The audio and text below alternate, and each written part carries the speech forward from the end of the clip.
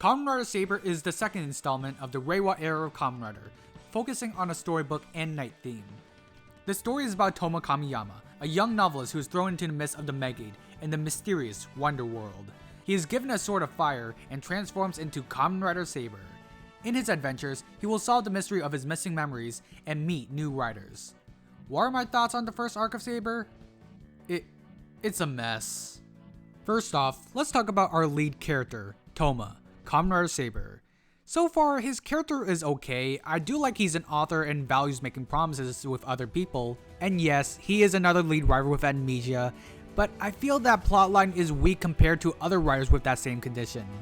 Him regaining a piece of his memories feels kinda dragged out during this arc and got boring when there's other plot happening. When he does get his memories back, it doesn't feel satisfying or left us in a moment of suspense. I don't find him as an endearing character just yet, but this opinion might change as the show could progress, so here's hoping. Next is our secondary rider, Kamen Rider Blades. Rintaro is honestly my favorite rider in the show. He is a conformist who is by the book and has that charming curiosity with the real world. He could also get serious when he needs to. Rintaro is another nice guy secondary rider, which is always refreshing, but what I'm worried about is, what is his character arc supposed to be? When Zeus revealed that he killed Rintaro's master, he lets go of his pure vengeance at the end of the next episode. Although I feel this should have been a longer story arc, maybe this could change? Who knows? Now to our tertiary rider, Kamen Rider Espada. I am honestly not a fan of Kento's characterization throughout this entire arc. Basically, he's Toma's childhood friend before the memory loss, and his father apparently betrayed a sort of Logos. I do get why he's a bit hesitant to tell Toma about their childhood, but why does he have to keep it a secret?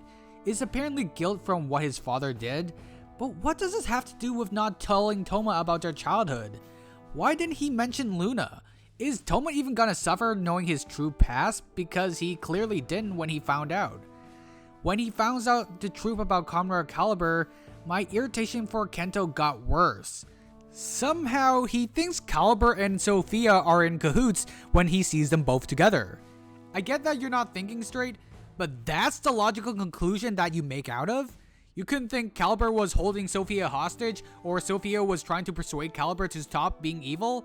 When Kento gets hit by Caliber's sword and is in a state of dying, you know what he does next. Run into battle and harms himself more. God, he was such a martyr. I couldn't find his death tragic. If he is dead, I don't even know if he's alive or not. On to the other characters. Kamen Rider Buster is fine. I do like when we're introduced to the character, he doesn't see Toma as a worthy warrior, but later warms up to him. It saddens me that this plot point wasn't longer, since it could have been like an X8 Brave relationship, where he sees him as a rookie, but over time respects him.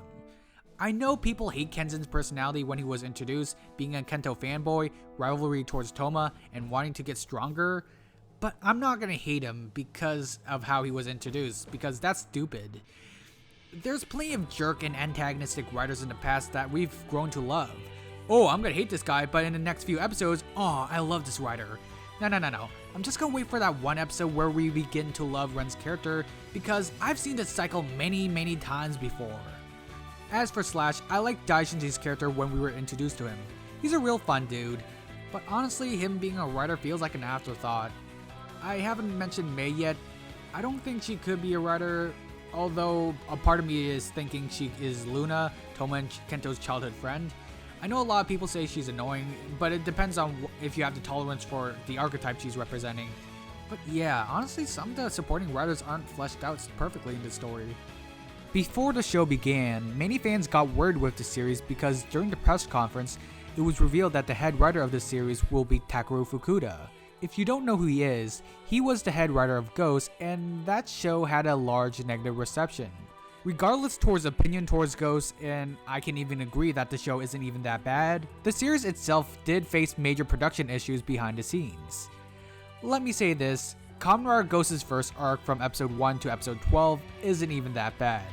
It was a really great start to the show, but it slowly went downhill from there. From what I hear, Takeru Fukuda had a busy schedule and couldn't write all the episodes, so he had the secondary writers to fill in for him. These two secondary writers are veteran writers who can write good episodes. except with Ghost, it ended up messing the show's pacing and created odd story directions with the characters. Takuro Fukuda is not a bad writer, but his scheduling conflicts are definitely an issue for the shows he's working on. It's a shame that he couldn't write the entire story that he envisioned. One of the secondary writers was Nobuhiro Mori, and his writing history is quite impressive. He wrote some of the good episodes of Kamen Rider ZO, and there was definitely some good episodes from Ghost that weren't even that bad. Keiichi Hasegawa, on the other hand, what happened to him? This is the same person who wrote Axel's storyline in Double and some great episodes in Drive. Then Makoto clones? What? How did that happen? For Saber, he wrote the King of Arthur arc and the Kento Paranoia episodes, which I really don't like. I don't think the multiple writers and gimmicks are hindering the series. And to be fair, like Saber, Gan's first arc introduced us to 7 writers and the multiple gimmicks. But what Gan did better was that it had more space to breathe in the first few episodes. But you know what, despite a decent beginning turned to a weird, messy middle, the ending of the arc isn't really that bad in my eyes. Dragonic Knight is a really cool looking form with an action-packed episode. King Line Seki was an episode that had the supporting writers have the chance to shine. Episode 15 had introduced to a really insane twist that I did not see coming, and that episode was written by Hasegawa of all people.